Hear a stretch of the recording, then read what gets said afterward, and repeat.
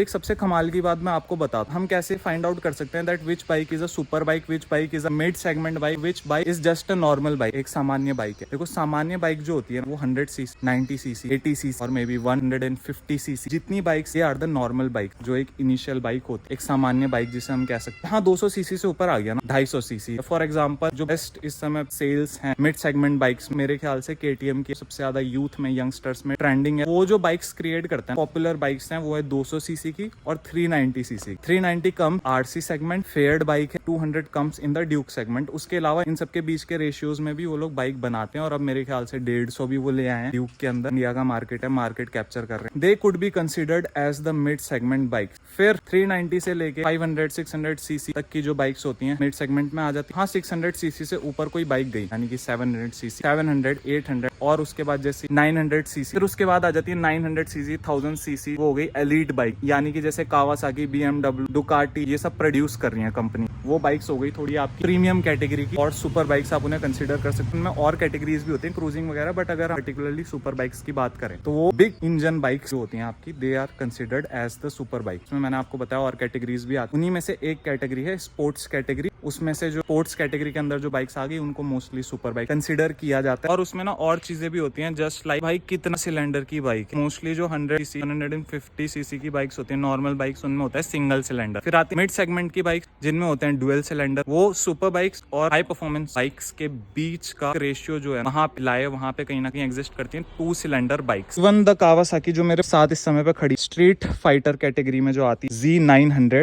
From Kawasaki, जी आप यहाँ पे देख सकते हो। इसमें होता है इनलाइन 4 सिलेंडर, यानी कि 4 सिलेंडर। ये देख सकते हो आप, 1 2 3 4। ये जो है ये यहाँ से इंटरलिंक होके फिर कैटालिटिक कन्वर्टर से फिर लास्ट में आपका एग्जॉस्ट से बाहर जा रहा है। जो पूरा सिस्टम है ना बेसिकली ये जान है इंजन की। इंजन से हार्मफुल गैसेस लीक होती हैं सबको क्लीन करते हुए ये पूरा बाहर की तरफ छोड़ता है। As it is BS6 bike, यही चीज है जो सुपर बाइक्स को कहीं ना कहीं खास बनाती है। वो इनलाइन 4 सिलेंडर में आती है। एक होती है इससे भी ऊपर की बाइक जिसे हम कंसीडर कर सकते, उससे ऊपर कुछ नहीं, वो होता है सुपर चार्ज्ड इंजन, जो कि हमें H2 जैसी हाई परफॉर्मेंस बाइक्स में देखने के लिए मिलता है। 40 लाख 50 लाख समथिंग H2 की कॉस्ट। बट अगर हम उतना ऊपर भी ना जाए, इनको ही देखें ना, तो ये बाइक्स भी भाई नॉर्मल बाइक्स नहीं है। इनके साथ आप नॉर्मल बाइक्स की तरह इन्हें ट्रीट नहीं कर सकते। ड्यूक 200 जब तक मैंने अपनी लाइफ में चलाई ना भाई, उसको जब मैं सड़क में लेके जाता था, उसका जो मैंने थ्रॉटल रिस्पॉन्स देखा ऑन रोड, वो काफी एग्रेसिव लगता था उस एज के हिसाब से, उस समय के हिसाब से। मुझे इवन मुझे लगता है अगर मैंने आज भी ये डिसीजन ना लिया होता लाइफ में सुपर बाइक चलाने का, मैं शायद से 390 में अपग्रेड करने वाला था KTM, तो मैं कभी जान नहीं पाता कि भाई what's difference these bikes. 2 category हैं, इन कैटेगरीज के बीच में क्या डिफरेंस है, क्यों एक सुपर बाइक होती है, वो मुझे पता चला भाई इसको लेने के बाद। Super bike is not just a super bike because वो महंगी होती है, it has a bigger engine, because it has more power. वो एक सुपर बाइक इसलिए होती है क्योंकि उसे लेने के बाद जो रिस्पॉन्सिबिलिटी उसके साथ आती है वो बहुत बड़ी होती है। उतनी बड़ी रिस्पॉन्सिबिलिटी को संभालना is not easy, not at all. भाई हमने बहुत सुना है that 200 CC 390 CC engine bikes में क्रैश होते हैं। पता ही है कितना सुनने के लिए मिलता है, KTM बाइक क्रैश कर देते हैं लड़के। अगर कोई 200 सीसी की बाइक को भी स्टंट कर रहा है या किसी भी रीजन फॉर एनी रीजन अगर क्रैश हो रहा है, अगर एक्सीडेंट हो रहा है, उसके बाद वो व्यक्ति किसी तरह बच रहा है, तो ये समझ लो अगर ये बाइक उस जगह पे हो ना और वही व्यक्ति राइड कर रहा हो, तो भाई बचने की कोई चांसेस ही नहीं है कि लाइफ बचेगी। क्योंकि वो बाइक्स तो तभी भी आपको एक मौका दे देती हैं, समझ रहे हो, कम बैक करने का एक चांस दे देती हैं, एक अपॉर्चुनिटी दे देती हैं। But with these bikes can't take it as a joke कि हो गया कोई नहीं इस बार, अरे गलती हो गई सुधार लेंगे, सुधारने का मौका नहीं देती है। मैं अगर आपको सच बताऊं तो मैंने आज तक इतनी गाड़ियां चलाई हैं, बट भाई देखो अनकॉन्शियसली वैसे तो किसी भी गाड़ी को चलाने का कोई सवाल उठता ही नहीं, क्योंकि जब आप सड़क पे हो तो आपको कॉन्शियस होना बहुत जरूरी है। बट एक कहते हैं ना कि पलक झपकने का मौका वो हर गाड़ी दे देती है। स्लो डाउन करके थोड़ा सा इजीली सेफली निकल सकते हो। बट विद दीज बाइक अगर आपका हाथ हैंडल पे है तो यू कांट इवन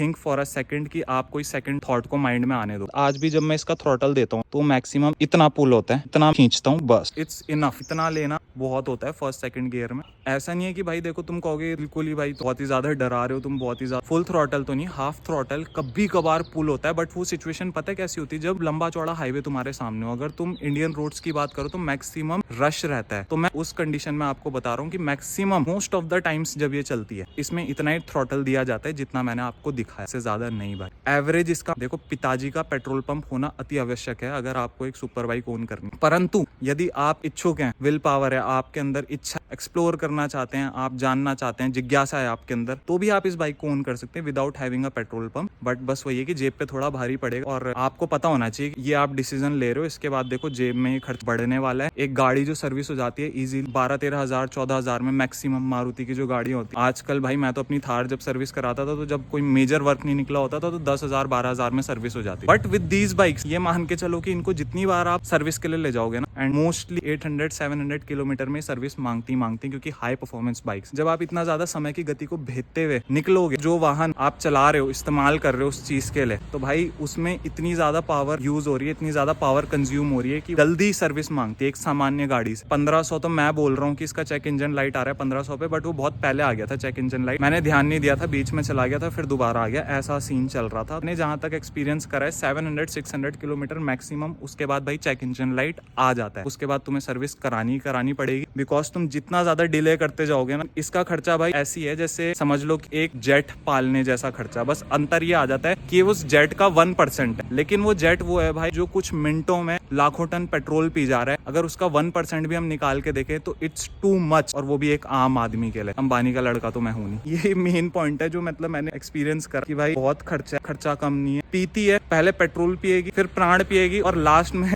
समझ लो तुम। लेकिन अगर तुम राइडर हो, तुम यूट्यूब चैनल चला रहे हो, तुम किसी पर्पस के लिए इसको यूज कर रहे हो, और इवन मतलब अगर तुम्हारा शौक भी है बट तुम्हें पता है कि तुम इसका एक्सपेंस बेयर कर लोगे, तुम कहीं और से कंपनसेट कर लोगे उस खर्चे, तुम कहीं और से जो लॉस हो रहा है उस मैनेज कर लोगे, बेसिकली कहने का मतलब ये है। तो पाल लो भाई, बढ़िया चीज है, once in the life time experience है सुपर बाइक को चलाना। कि ऐसा कुछ अगर आप फर्स्ट टाइम चलाओगे लाइफ में, मेरी ये वीडियो देखने के बाद, तो बिलीव मी ऐसा कुछ आपने लाइफ में कभी एक्सपीरियंस नहीं किया होगा किसी भी गाड़ी में। बस सेफली चलाना। फर्स्ट टाइम जब मैंने इसे हाथ में लिया था तो मुझे ऐसा लगा जैसे कि मैंने कोई मौत का सामान अपने हाथ में ले लिया, एंड बहुत बड़ा गलत डिसीजन लग रहा था। विद टाइम, ट्रेनिंग के साथ साथ वक्त दिया मैंने इस चीज को, धीरे धीरे बहुत आहिस्ते करके मैं सीखा, समझा, गाड़ी को ट्यूनिंग बैठाई, और आज मैं इसको इजीली स्मूथली चला पाता हूँ, बिना डरे, बिना झिझके, बिना घबराए। बट इवन आफ्टर दैट मैं इसके साथ कभी मजाक नहीं करता, मैं इसके साथ कभी इसकी लिमिट्स पुल नहीं करता। फिर भाई उसके बाद श्योरिटी नहीं, क्योंकि at the end of the day it's a machine, it's a extremely powerful machine. इतनी पावर जो है इसके अंदर, उसको कंट्रोल करता है एक राइडर। एंड अगर आप एक राइडर, आपकी रिस्पॉन्सिबिलिटी है। मशीन की गलती हम उसे नहीं कंसिडर कर सकते, मशीन की गलती हम उसे नहीं मान सकते। अगर कोई अनहोनी होती है इतनी पावरफुल मशीन के साथ, तो ऊपर से जापानीज टेक्नोलॉजी, ये मशीन कभी खराब नहीं हो सकती, मशीन कभी धोखा नहीं दे सकती। धोखा देता है वो होता है राइडर। हमेशा लिमिट्स में चलाएं, सोच समझ के, कैलकुलेटेड रिस्क ले। रिस्क लो, कोई बुरी चीज नहीं है, बट सिचुएशन, जगह, स्थिति को समझते हुए, कैलकुलेट करते हुए तब रिस्क लो।